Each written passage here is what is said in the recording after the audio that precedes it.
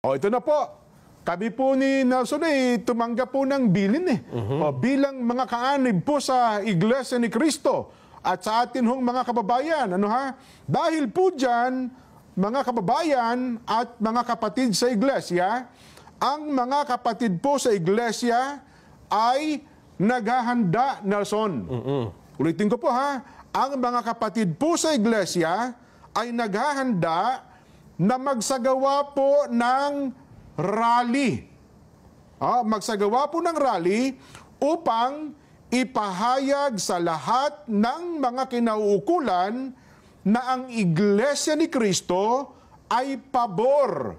Pabor po sa opinyon ng Pangulong Bongbong Marcos na hindi sumang-ayon sa isinusulong ng ilang sektor na impeachment. Dahil maraming problema ang ating bansa na dapat pong unahin ng ating pamahalaan.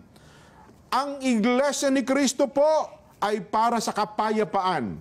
Ayaw namin, ayaw po natin sa anumang uri ng kaguluhan na manggagaling sa kanino mang panig.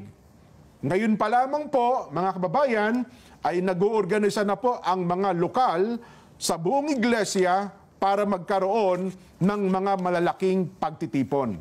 Nason, para ipakita po at ipahayag, ito pong binabanggit namin na pabor kami sa opinyon ng Pangulong Bongbong Marcos na no to impeachment. Dahil ang daming ang problema ng bansa, hindi ba? Ang dapat po nating unahin, ang problema ng bansa na mas malaki. Yes. Hindi po ang impeachment. At dapat maintindihan nyo rin na ito ay para sa kapayapaan. At hindi para sa anumang kaguluhan na posibleng manggaling kahit sa anumang panig. Tama. Dapat yun ang maintindihan natin. Wala tayong pinapanigan, kundi yung pagkakaisa at kapayapaan.